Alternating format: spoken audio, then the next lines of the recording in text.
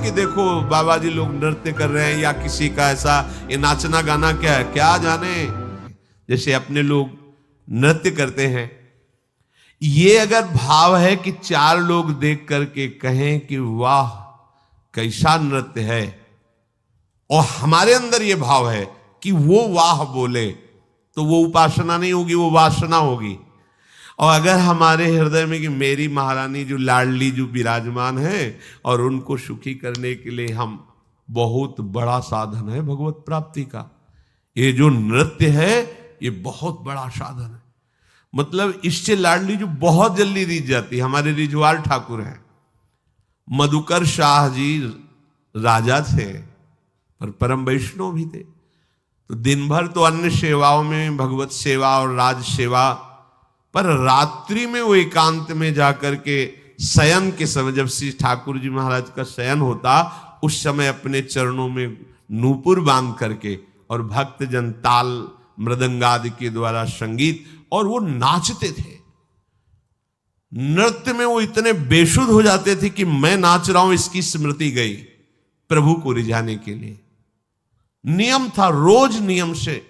और आपको बताएं, जो आप उपासना करो उसे नियम से करो।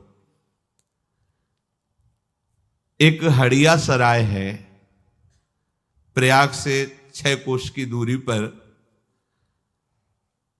वहां श्री ठाकुर जी की सेवा का विस्तार करके नारायण दास जी नाम के एक संत थे।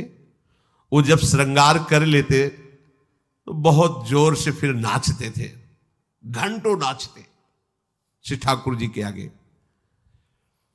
उनका नृत्य ऐसा होता था कि लोग आश्चर्यचकित हो जाते थे। एक होता है बनावटी नृत्य और एक होता है भावात्मक नृत्य, जिसकी दृष्टि में कि सामने प्रभु हैं, उसमें फिर दिव्यता आ जाती है। जो इनके नृत्य को देखे वो लट्टू हो जाए, आसक्त हो जाए। उनकी भावभंगियां, आंखों से आंसू झर रहे, रोमांच हो रहा है, सामने प्रभु बैठे नृत्य कर रहे। तो वहां का शासक मीर था।